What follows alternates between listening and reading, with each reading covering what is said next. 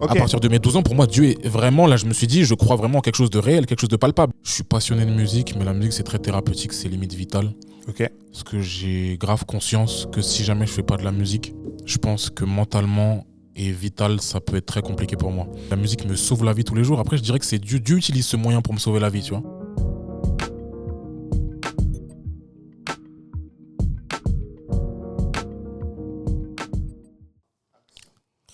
Et hola tout le monde, j'espère que tu vas bien, j'espère que vous allez bien et que ce soit le matin ou le soir, tout se passe bien pour toi et ton entourage. Aujourd'hui, j'ai le plaisir d'avoir à nouveau Rodi en tant qu'invité. Carrément. Rodi, comment tu vas? Ça va et toi? Tranquillement? On est là. C'est parfait. Alors. Ok. On a déjà eu l'opportunité de faire du contenu ensemble Carrément. et c'était cool. Aujourd'hui, tu es uniquement avec moi, c'est Ouais. toi et moi. L'idée, c'est qu'on puisse te découvrir en profondeur. Ok.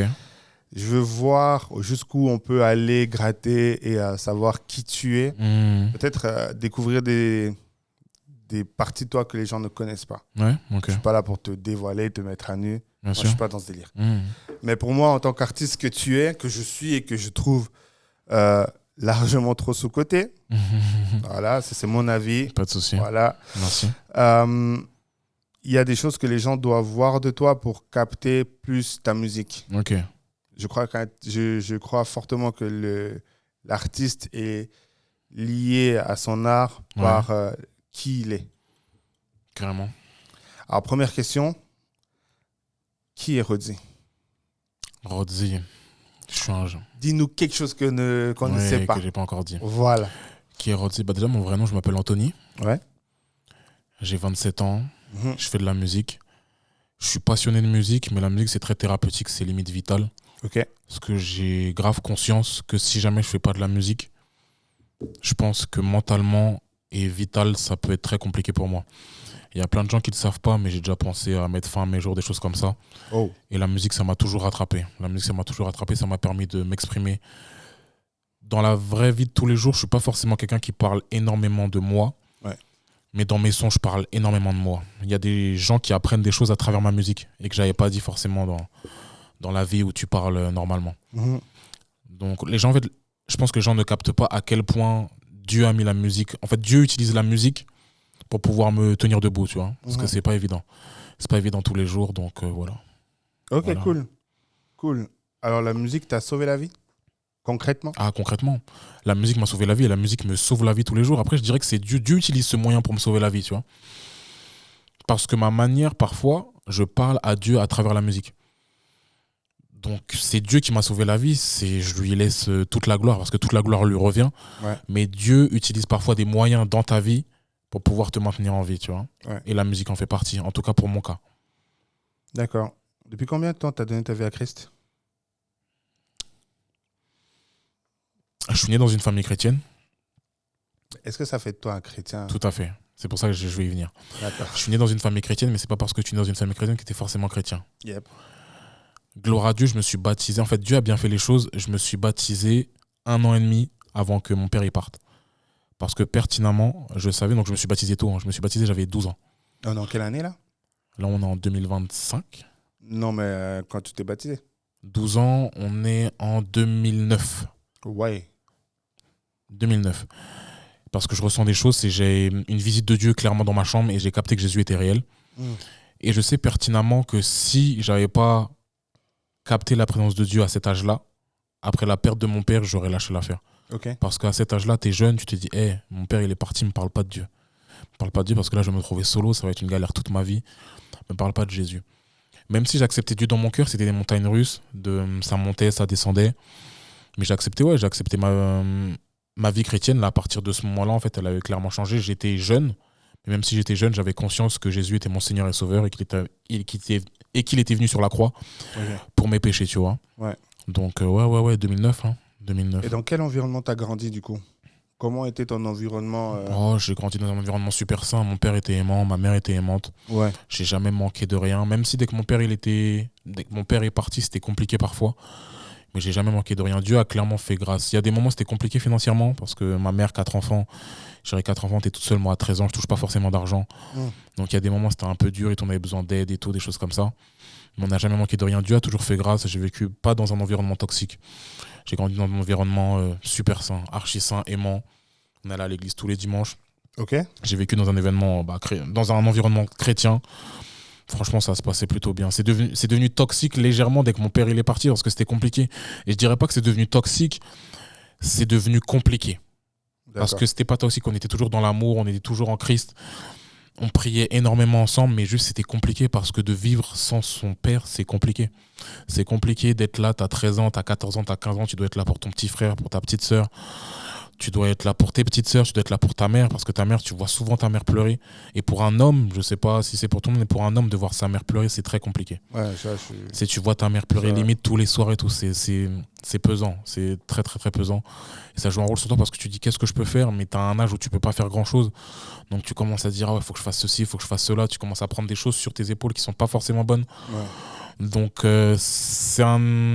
j'ai grandi dès que mon père il est parti, j'ai grandi dans un environnement, on va dire, c'était problématique mais c'était pas toxique. Ok. Ouais. Et c'était quoi le type de relation que tu avais avec ton père?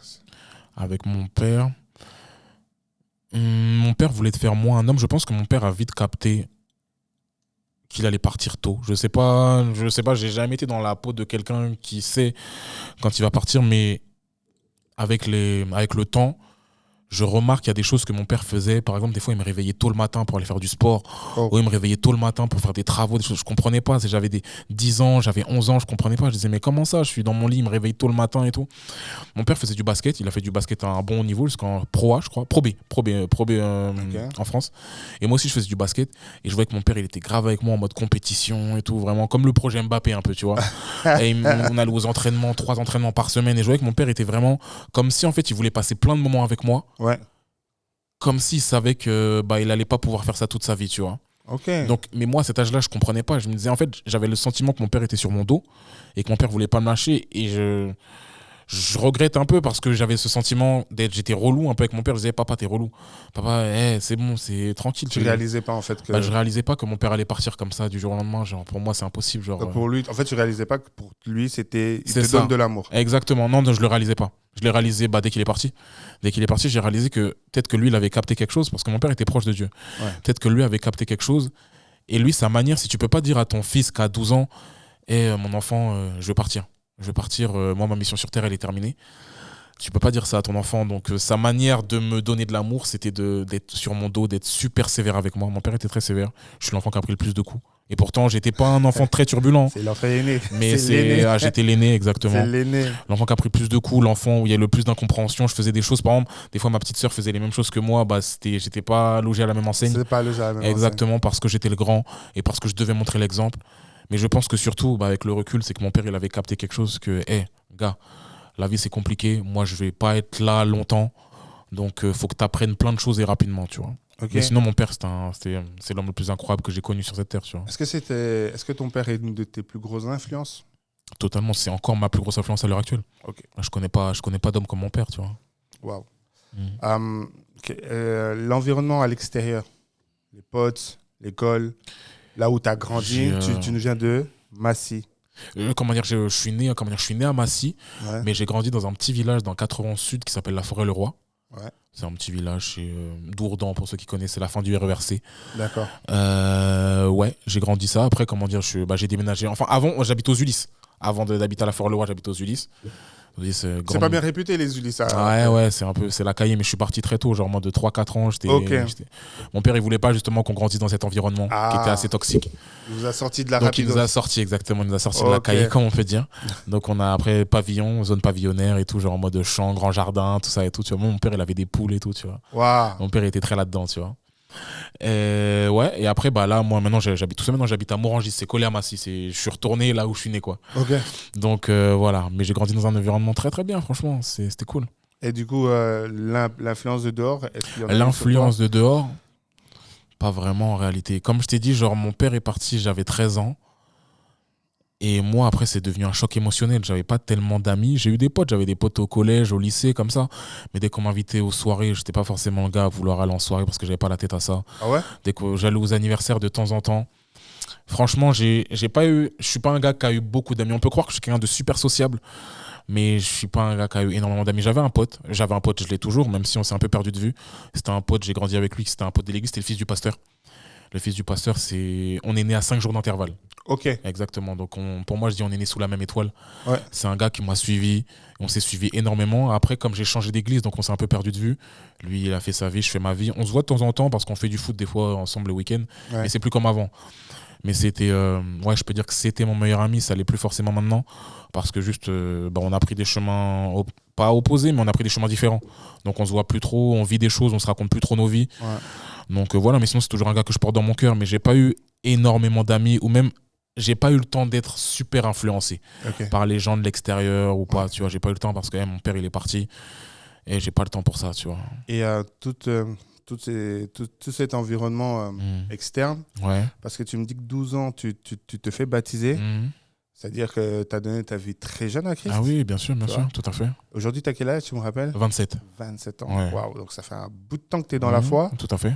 Comment cet environnement a forgé ta foi? Comment cet environnement a influencé ta foi? Comment, à 12 ans, étant conscient que tu dois te baptiser, comment tu as fait pour rester dans la foi?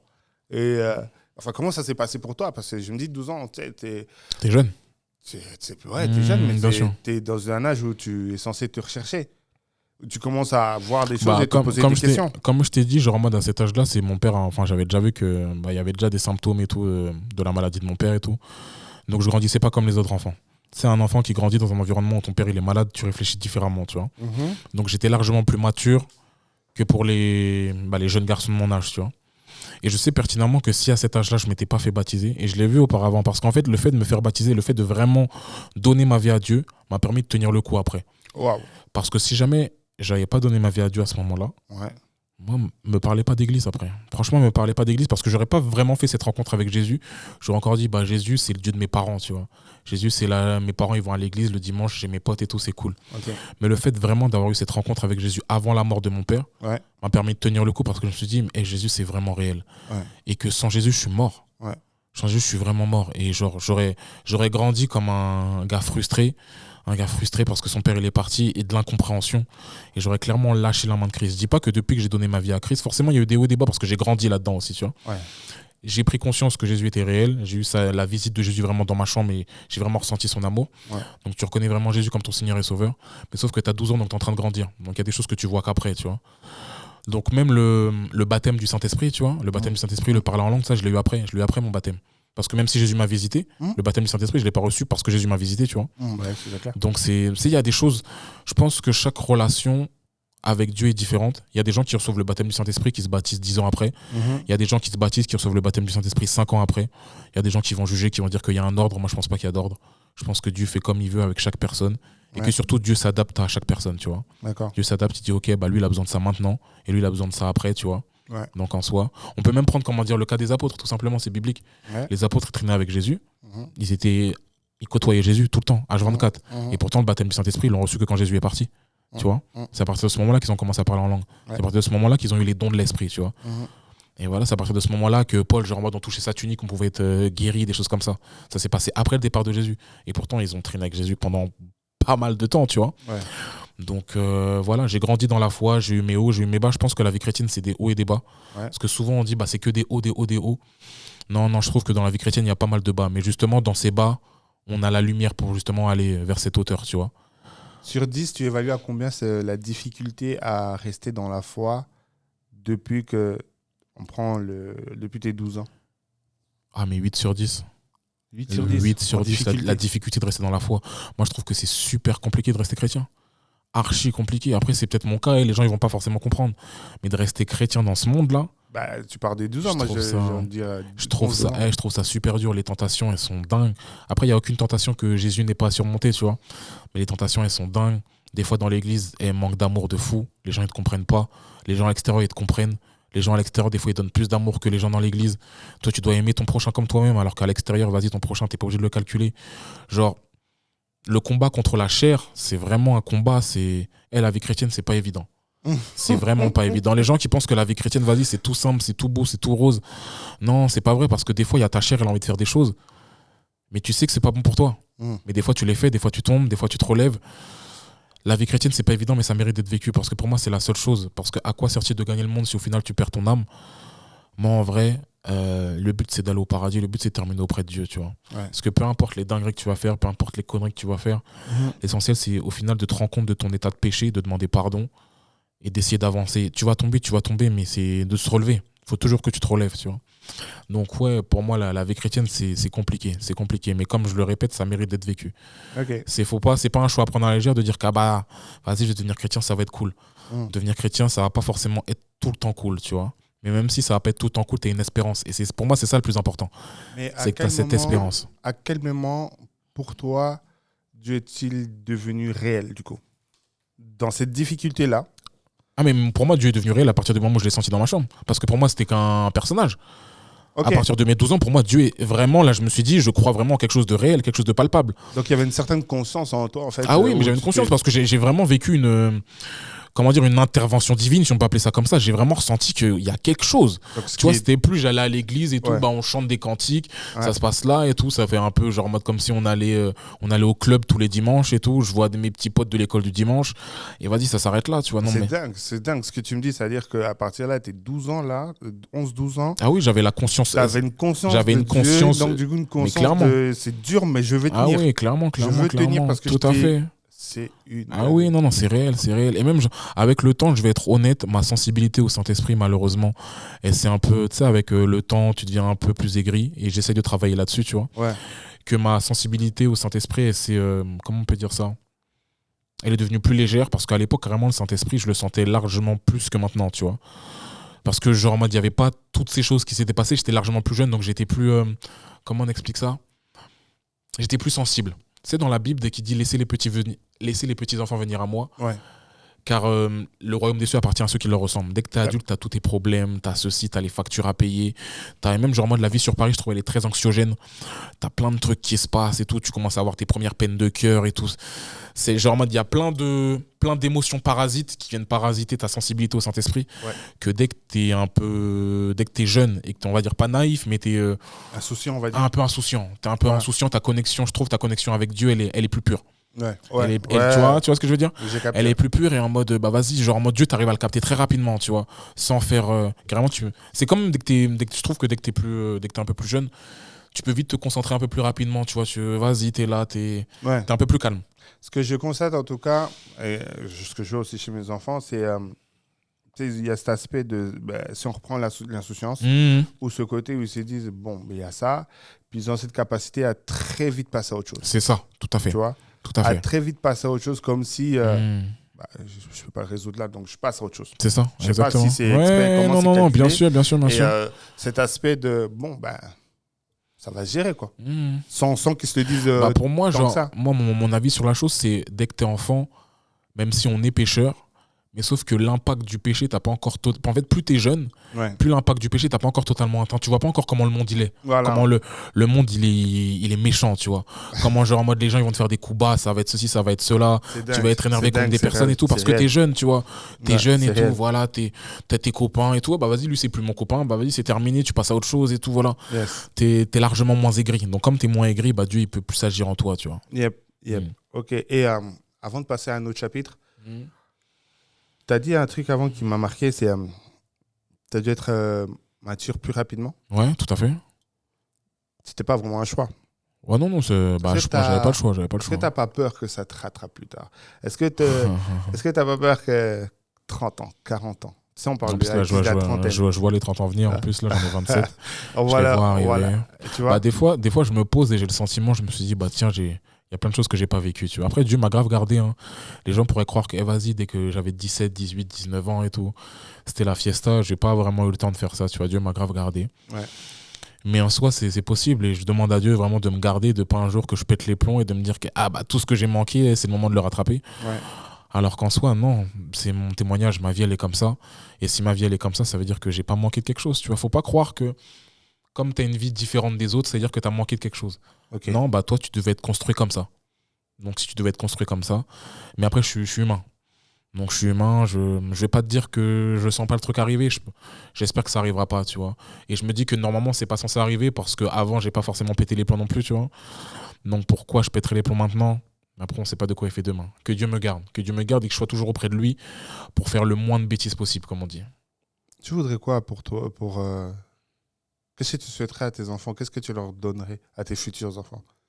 Ah, mais pour moi, juste Dieu. Hein. Pour moi, si t'as Dieu, t'as tout. Hein. Moi, j'aimerais juste que mes enfants soient près de la foi et qu'ils captent que la vie chrétienne, c'est des hauts et c'est des bas. Que la vie chrétienne, c'est pas être parfait. Ouais. La vie chrétienne, c'est laisser Dieu agir dans ses imperfections. Okay. Voilà, tu vois. Pour moi, si jamais mes enfants ils croient en Dieu et qu'ils ont une réelle relation avec Dieu, pour moi, j'ai tout gagné. Hein. Je leur souhaite même pas richesse pour tout ça, tu vois. Parce que ça sert même à quoi d'être riche si jamais t'as pas Dieu, tu vois. Si jamais t'es riche et t'as Dieu, c'est bénéf, tu vois. Mais genre dans la Bible aussi, c'est écrit, genre en mode c'est compliqué pour un homme riche de rentrer dans le royaume du ciel, tu vois.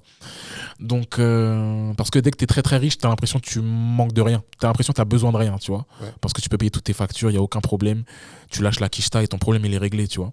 Donc, on va dire que tu te sens un peu moins dépendant de Dieu. Donc, ouais, à mes enfants, juste Dieu, franchement. Juste que mes enfants, ils croient en Dieu, que mes enfants, ils aient une relation avec Dieu. Et peu importe, hein, qu'ils soient catholiques, protestants, évangéliques, ce que tu veux, qu'ils aient une vraie relation avec Dieu, mais le Dieu de la Bible, tu vois. Une vraie relation avec lui, avec Jésus. Une relation avec Jésus, Jésus-Christ de Nazareth. C'est tout ce que je leur souhaite, vraiment, tout ce que je leur souhaite. Parce que la vie, c'est pas évident. On va parler un peu de l'art. Ok. Je crois que avec toutes les discussions en off qu'on a eues, j'ai Mhm. capté que la musique, c'était pas le premier art que tu as touché. Ok. Tu as Ouais, tout à commencé fait. par la poésie. Pour la poésie, ouais, carrément. Donc, du coup, qui dit poésie parle d'écriture. Tout à fait. Parce que la poésie, tu fais quand même des rimes. Ouais, tu fais des rimes, exactement. Ouais. Tu donnes quand même un sens, mais il y a le fait de pouvoir écrire. Mhm. Ça te vient d'où? D'écrire, d'où ça m'est venu d'écrire. C'était comme un journal intime. Hein. Comme un journal intime, c'était ma manière. J'avais pas forcément de journal d'intime. J'avais pas forcément de journal intime. Et c'était ma manière d'écrire. Un jour, j'ai pris un cahier. Parce que j'en voulais à Dieu. J'en voulais à Dieu. Je dis, hey, Dieu, je comprends pas. Mon père, il est pas là. C'est compliqué. Je vois ma mère, elle pleure. Je vois tout le monde pleure. Hey, c'est compliqué. J'ai 14 ans. Je suis pas censé vivre ça. Ok. Je suis pas censé vivre ça. Et un jour, je prends un cahier. Juste, j'écris. J'écris ma peine. Tu vois, genre, c'est bizarre, mais tu vois, genre, il y a cette photo des fois qui traîne sur Internet. Et tu vois, sur la feuille, il y a des larmes, tu vois. Ouais. Des petites larmes. Moi, j'ai des feuilles, tu vois, où je pleurais dessus et tout. Et je dis, Seigneur, je comprends pas. Ouais. Je comprends pas ce qui se passe. Les rimes, ça m'est venu automatiquement. Je parle en rime. Après, je pense que c'est l'héritage que mon père m'a laissé. Ouais. Parce que mon père écoutait énormément de musique. D'accord. Tous les dimanches, il y avait des baffes dans les quatre coins du salon. Mon père avait une platine à vinyle et une grosse chaîne hi-fi qui était connectée. Il y avait un système hi-fi à la maison vraiment sympa. Okay. Et pourtant, j'étais jeune. Hein. Ouais. Donc, il y avait vraiment un bon système. Et il écoutait toujours du son Kassav. Il écoutait même de la musique classique, ça, du Beethoven, des choses comme ça. Il écoutait toujours de la musique, du reggae. Exposé à la musique. Ah oui, j'étais exposé à la musique depuis tout le temps, depuis que je suis né. Même, je pense, dans le ventre de ma mère, carrément, j'entendais déjà de la musique, tu vois. Parce que, fort de la musique, même dans ma famille, tu vois, j'ai mon oncle qui était une star, entre parenthèses, aux Antilles de Zouk, tu vois. Donc, la musique, ça a toujours été là, c'était dans mon ADN, tu vois. Donc, je me suis mis à écrire, je me suis mis à faire des rimes. Et voilà, les tout premiers rappeurs que mon père m'a fait écouter, c'est des gars comme DC's, des gars comme Blacko, déjà comme ça, tu vois. Même, genre, en mode, j'ai connu Soprano par mon père, clairement, tu vois, à l'époque dès qu'il était à Psychiatre de la rime, tout ça. Dès que j'étais jeune, c'est mon père qui m'a fait écouter tout ça, tu vois. T'es initié dans la musique. Donc, ouais, qui m'a initié dans la musique, tout à fait. On est passé de l'écriture, parce qu'on a considéré l'écriture parce qu'il y a eu un événement marquant. Tout à fait. Ah oui, parce que de base, je faisais pas. Enfin, je faisais juste de la guitare. Je faisais de la guitare. Tu faisais de la guitare quand même encore avant? Je faisais de la guitare avec ma mère au solfège, ouais, avant. Ok. Je faisais guitare, un peu piano. Je sais pas, j'aimais ça, c'était pour passer un truc parce que j'avais pas forcément d'atome crochu avec ma mère, même si maintenant on est super soudés. Mais je voulais faire une activité avec elle. Elle faisait déjà de la guitare au solfège, elle prenait des cours de guitare. Et un jour, je me suis juste inscrit. Je me dis, bah tiens, comme ça, je passe un moment avec ma mère. Et ouais, je faisais de la guitare. Après, j'ai arrêté dès que mon père il est parti, j'ai arrêté. Mais sinon, ouais, je faisais de la guitare avec ma mère. De la guitare. Bon, guitare, c'est. T'as maîtrisé un peu la guitare? Ouais, un peu, ouais. Comment dire, j'ai fait de la guitare pendant 3 ans peut-être, ouais. Quand même? Ouais, quand même. Ouais, quand même, donc tu peux jouer. Je jouais un peu, Après, là, morceaux. ça fait plus de 10 piges, j'ai pas touché une guitare. Hein. Ouais. Donc, ouais, après, je pense que si jamais tu me donnes un petit mois pour me remettre, c'est possible. Ok. Ouais. Ça va. Bon, alors, on met la guitare en parenthèse. On parle de l'écriture en art. Tout à fait. Écriture, t'es passé à la poésie. C'est ça. Donc, t'as choisi la poésie? Ça t'est venu? Je faisais des rimes, je faisais juste des rimes. Et en fait, ça m'est venu, j'avais besoin d'écrire des choses poétiques, tu vois. Parce que je trouvais que ça m'adoucissait, tu vois. Genre, ça adoucissait cette rage et cette colère que j'avais en moi. Ça t'est venu d'où? D'où ça m'est venu? Comment t'as découvert que ça t'adoucissait? sais même pas te dire d'où la racine, d'où elle vient, tu vois. Ok, Je cool. peux même pas te dire. Pas de souci. Ouais. Pas de souci. Et de la poésie à la musique. Bah, comme je te dis, mon père m'a initié au rap très tôt. Il écoutait du Nas, il écoutait du Biggie, il écoutait du Tupac à la maison, tu vois. Et bah, un jour, j'écoutais énormément de rap. J'écoutais beaucoup, beaucoup de rap. Et un jour, mes textes que je faisais de la poésie, mes textes de poésie, je les ai mis sur des instrus. J'entendais, genre, par exemple, il y avait souvent les rappeurs, ce qu'ils faisaient à l'époque, ça c'était vraiment sympa. La Fouine, il faisait souvent ça. Ou même genre d'ici, ils faisaient ça aussi. Sur leur album, ils laissaient au moins genre 30, 32 mesures, 40 mesures avec la prod qui continuait. Ok. Ça, j'aimais beaucoup. Et après, j'écoutais le son. Et après, le son, il est terminé, mais il y a toujours l'instru.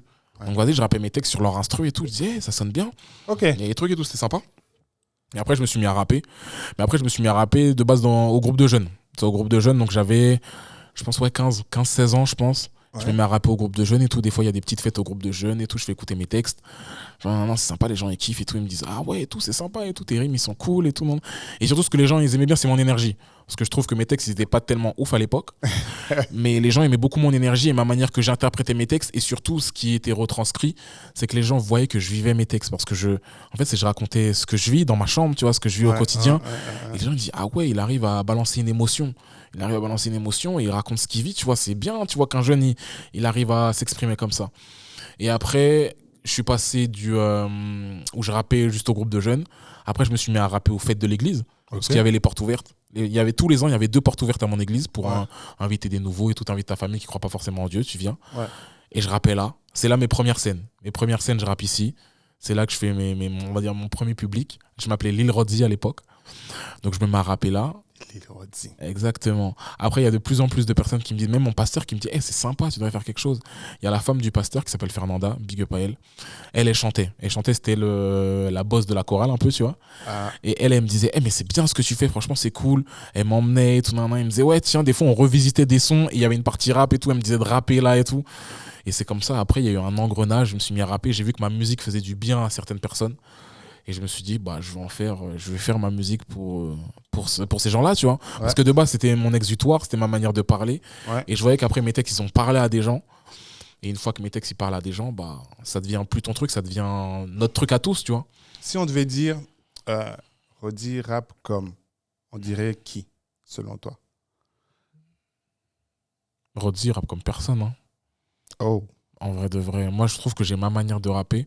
Oh. Après j'ai des inspirations, mais j'arrive pas à voir. Après peut-être que tu peux me dire, hein, mais j'arrive pas. Si c'est possible, tu m'as déjà écouté. Donc après j'arrive pas à voir. En fait on m'a jamais comparé à personne. J'ai jamais dit, ah ouais Rodzi il rappe comme lui, tu vois. Ouais. J'ai jamais entendu. Après c'est possible, hein, que c'est grave possible parce que j'écoute beaucoup de rap, tu vois. Ouais. Donc forcément inconsciemment tu t'imprègnes de ce que t'écoutes, tu vois, forcément. Mais moi, je trouve que j'ai réussi à faire quelque chose qui me ressemble à moi. Tu vois, genre Rodzi, c'est Rodzi. Après, c'est possible que mon rap ressemble à des gens, mais j'arrive pas à voir en tout cas. J'arrive pas à voir à qui mon rap pourrait ressembler parce que j'ai vraiment un rap très à moi, tu vois. Qui est ta plus grande ref dans le rap? Les chrétiens, ils vont pas aimer. Ouais, non, on n'est pas là pour faire aimer. On n'est pas là pour se faire aimer. Ma plus grande rêve dans le rap, pour moi, c'est Kanye. Hein. Kanye West, hein. Même si très sulfureux maintenant, et pour moi, sa fin de carrière, elle est chaotique. Ouais. Mais pour moi, Kanye West, genre, en mode, c'est un des tout premiers rappeurs que j'écoute qui parle vraiment de ses sentiments, qui parle de dépression, qui parle genre en mode, et qui parle, je suis pas un gangster et tout, tu vois. Parce que moi, je suis pas gangster non plus, j'ai pas grandi dans ce milieu-là, gangster et tout. Genre en mode, mon père nous a sauvés, clairement, de ce milieu-là, parce que j'ai pas grandi aux Ulysses, tu vois. Donc, ouais. Moi, j'ai grandi à la campagne, tout ça. Voilà, tu vois, j'avais une scolarité plutôt simple. Donc en soi, je parle de mes émotions, je parle de la perte de mon père, je parle que c'est pas facile, je parle que je vais à l'église le dimanche, je parle ceci, je parle que j'ai ma première peine de cœur, je parle ceci, tu vois. Donc ouais, je parle que c'est compliqué de suivre Dieu, je parle que c'est compliqué de suivre ses commandements, je parle de tout ça, tu vois. Donc en vrai, ouais, ma plus grande inspiration, c'est Kanye. Et si tu regardes le premier morceau de Kanye, ça s'appelle Jesus Walk. Ouais. Le tout premier morceau de Kanye où il est vraiment connu, tu vois, qui fonctionne vraiment, ça s'appelle Jesus Walk. Et en soi, Kanye aussi a grandi dans la foi chrétienne aussi, tu vois, même si, là, c'est... Bref, on n'est pas là pour parler de lui forcément, tu vois. On n'est pas là pour parler de lui, mais c'est de toi qui... Mais voilà, si, Kanye, c'est pas forcément dans ma manière de poser, parce que je rappe pas du tout comme lui, tu vois. Mais dans le personnage, dans l'univers, ouais, carrément. Ok, cool.